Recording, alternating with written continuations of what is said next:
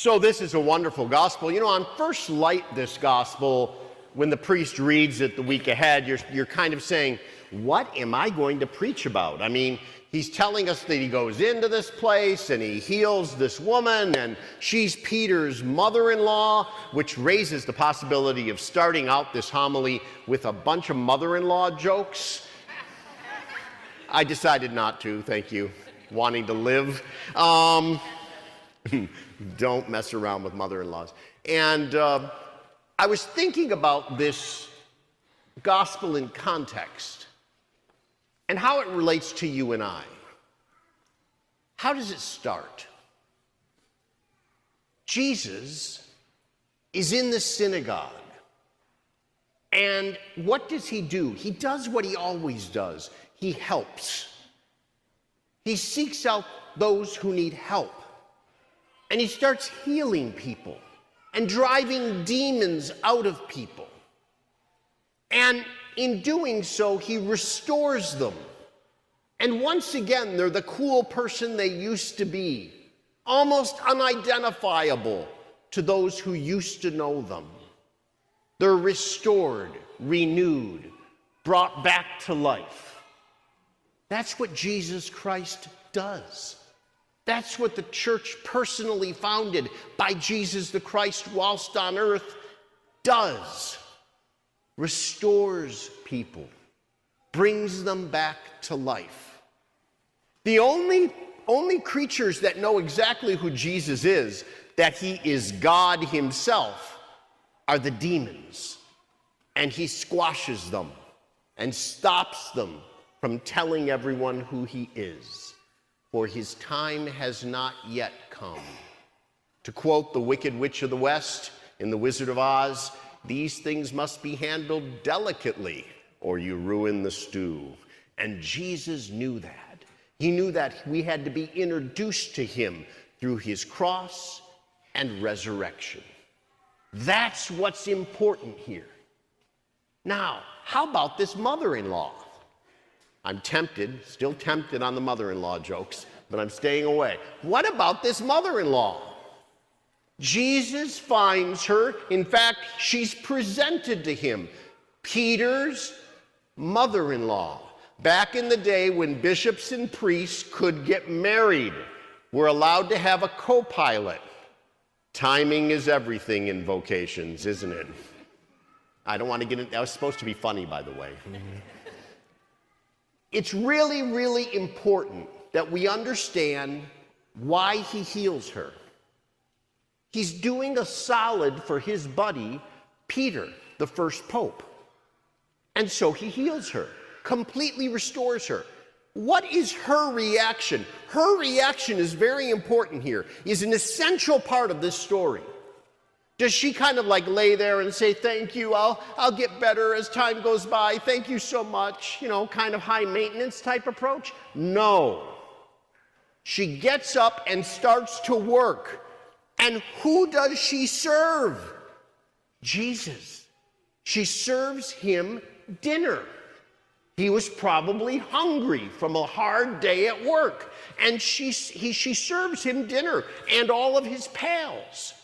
This is a big project. For those of you who have seen mommy work at home, maybe with grandmother, maybe with some of your older sisters who are married now, something like that.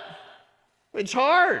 And once in a while, we lazy guys are called in and recruited in to help out. We should do that a bit more, shouldn't we? And so, she gets up and starts to work. She's giving back to God. God healed her, and now she's giving back. That, my friends, is the story of our lives. Now, I have a question for my second graders. This is an important question. Why didn't Jesus heal everyone?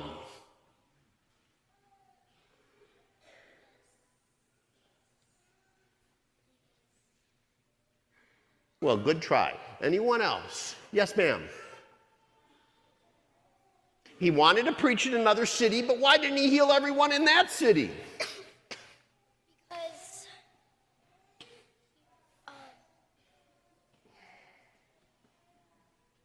This is a tough question, isn't it? It's tough. Well, let me suggest an answer to you. Jesus could have healed everyone. If he wanted to right now, Jesus looking down from heaven at us could blink his eyes and in less than a second could heal everyone suffering from an illness on the globe. Everyone. Because for God, nothing is impossible. Why doesn't he do that? He doesn't do that because, my friends, this is not and never will be heaven on earth. It's just earth. And it is not the kingdom we are headed to.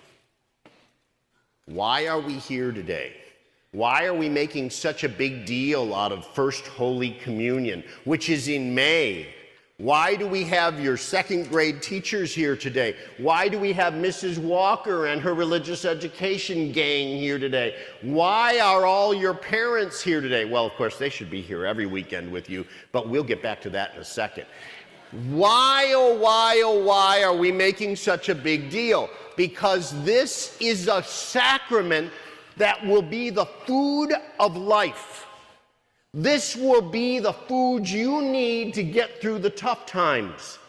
This is the food that people, when they're adults, receive on Sundays. So when their wife has a horrible illness, or their husband has a horrible illness, or their son or their daughter, or something awful has happened in their life, maybe even their wonderful pet, their little doggie, has passed away. Anything in life, anything that's gone wrong, maybe they have an illness. And who gives them strength? Who gives them power? Jesus the Christ. And think of what happens when we receive the Eucharist. Jesus personally comes inside of you and I and stays there for about 15, 20 minutes, the normal time for the digestive process to work. Think of that 15 or 20 minutes of your life. It's the most special time of all. This connection between you and Jesus Christ that can't be defeated or matched by anything. You're about to get that gift. Just a few months away, and that gift will be yours. And my message to you, my little friends, today is never let anyone get in the way of you and that ultimate divine gift. That is your right to receive God.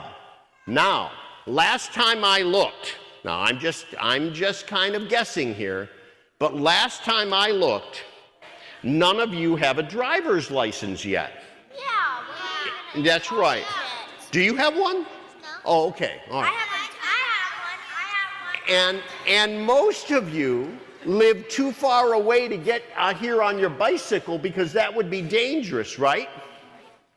But all of you have something very special. You have your own personal superheroes. Did you know that? You do.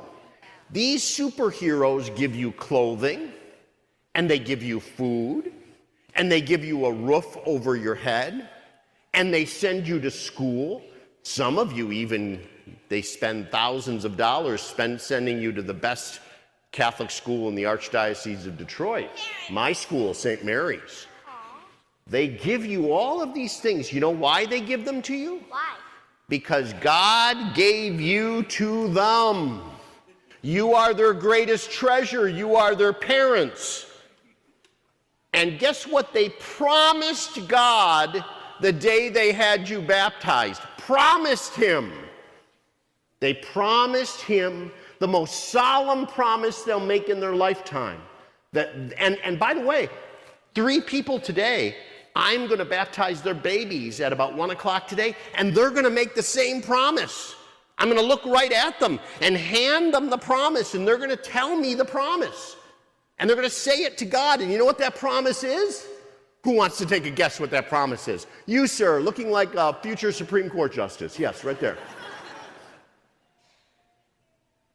Yep, well, that's one of they have to love and take care of you forever, even when you're more than 18 years old. That's right, because no one fires you as a mom and dad. Yes, Your Majesty, right here. Take you to Mass every Sunday. That is correct, ma'am. You are brilliant, okay? You are not only gorgeous, but you are brilliant, okay?